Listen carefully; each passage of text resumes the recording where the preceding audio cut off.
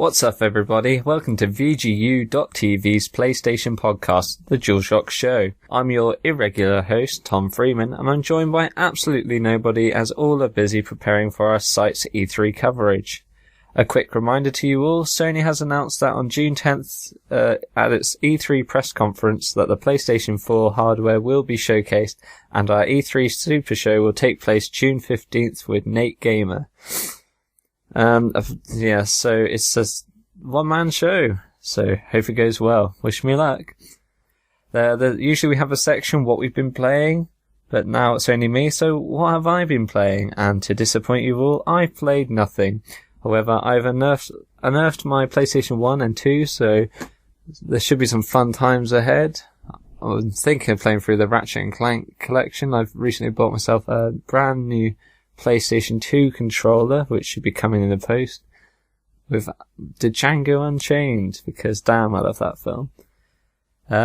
Straight on to the PlayStation Plus deals, another store, notable editions and all that. For you US folk, we have Deus Ex Human Revolution free on Plus, which is great, and Portal 2 is down to very attractive $9.59.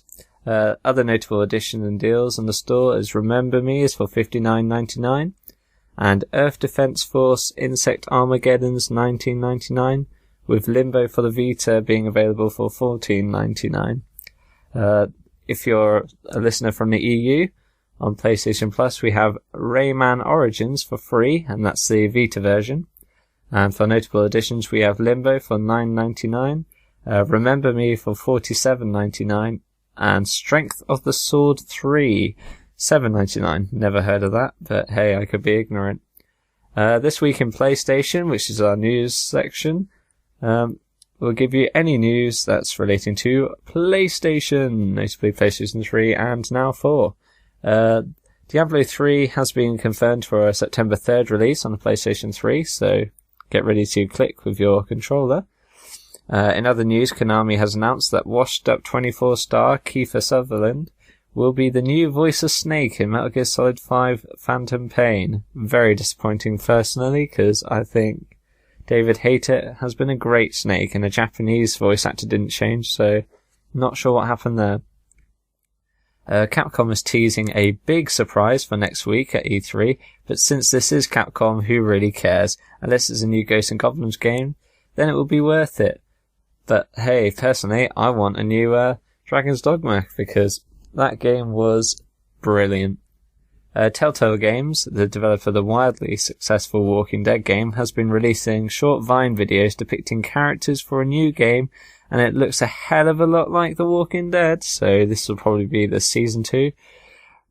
But yeah, right up to the overall look of the videos and the way images are depicted, The Walking Dead game was one of last year's revelations, and the game's writer, Gary Whitta, said more content would be on the way before the game's second season starts in the fall. Square has announced that Lightning Returns Final Fantasy XIII would release on February 11th in North America, February 14th in Europe, and as we've said before, who gives a shit about Final Fantasy XIII? Some do, but yeah, after the flop of the first game, it's hard to push on. DC Universe Online and current free-to-play shooter PlanetSide 2, brilliant PC free-to-play shooter, will be available on the PlayStation 4. Unlike the Xbox, they will be free to play. And joining DCU Online and PlanetSide 2 will be Warframe, which is another free-to-play PC shooter. Warframe will be, in fact, a launch title when the console launches later this year. EA is teasing a surprise from Battlefield developer DICE. If you have had your ear close to the game industry recently, you may know that this could mean a proper announcement of Mirror's Edge 2, the game that VGU president Joshua Mobley has been waiting for. Hopefully it's not an Xbox One exclusive. EA has some good deals with PlayStation, but Xbox their press conference did seem like they were buddy-buddy with EA, so hopefully it's not exclusive. I can't imagine it would be, but you never know. Castlevania Lords of Shadows 2 is also a reality. The game will be available on Xbox 360, PC, PlayStation 3 this winter. And don't worry, Star Trek fans, Sir Patrick Stewart will be reprising his role from the first game. Don't ask me, because I didn't play the first game. Well, I did, but I've repressed these memories. This is, of course, from either Alan or Matt. There's probably Matt. Oh, sorry, probably Alan who wrote that. Yes, not a fan, apparently. Topic of the week. Well, let's have a look at The Last of Us. Nate Hull from our site played the demo and gave his impressions. I'll read out his closing thoughts, but I strongly recommend that you go to our site and read the full piece. He wrote, "The demo for The Last of Us isn't particularly long.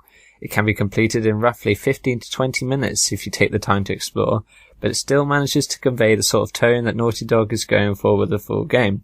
The desperation of the characters, combined with the gritty, forlorn, post-apocalyptic tone, makes for an engaging premise that can still be felt even in the demo's brief offering of gameplay. Having gotten to play the demo for myself, I am now looking forward to the release of The Last of Us later this month more than ever. A short video following the demo hints at what's in store for Joel and Ellie during the full game's narrative, but even after my brief demo excursion, I'm confident The Last of Us will wow gamers worldwide coming June 14th. And it sounds like he's right, as the embargo's been lifted and its current score on Metacritic is sitting at an impressive 96. I'll also cover our website's E3 predictions. Joshua Mobley, the media director of VGU.TV, predicts Sony are going to have a great E3 press conference. He also predicts EA will announce Mirror's Edge 2 and Microsoft will announce Halo 5. James Pangello, who is editor-in-chief of VGU.TV, predicts Microsoft will have a strong press conference, that Sony will go all out at this event, and there will be more awkwardness from Ubisoft, if many of you may remember their which was the cringe fest that was that conference. And Nate Gamer, editor for the site, says Nintendo will win E3. Pfft, he's crazy. Personally, I think Sony will win E3 because they will not only be unveiling hardware, which Microsoft's already pulled the trigger on, and Nintendo, they've done that ages ago, but they are also appealing to the core gamer and the enthusiast press. Sony have acknowledged they've made mistakes with the PlayStation 3, but they also know what they did right with the console. Plus, I wouldn't be a great host of a PlayStation show if I didn't have faith in them. Look forward to our extra special E3 podcast. Thank you for listening to this rather strange episode of VGU.TV's PlayStation podcast, Dual Shock Show. Please rate and subscribe to our iTunes under Dual Shock Show. Give us 5 stars, please. Maybe even leave us a review. I will definitely read them, so go ahead. Please visit our website, VGU.TV, or you can find us on Facebook or tweet at us at VGU.TV. You can also find us on YouTube at VGU TV Official, where you can also find this podcast in video format. DualShock also has a Facebook and Twitter. You can find us at DualShock Show for both. Or if you want to tweet us individually, you can go see Alan at the Alan Muir. That is MUIR. And Matt is at Mattman07, and I am at Gaming Hobbyist, all one word. If you want to play PlayStation with us, Alan's controversial PSN ID is that Jew boy with an I, as he likes to put it. Matt is Mattman310, and I am Pi_Guy, the guy with the pie. Thank you again for listening to Dual Shock Show, and we'll see you next time. Never stop playing.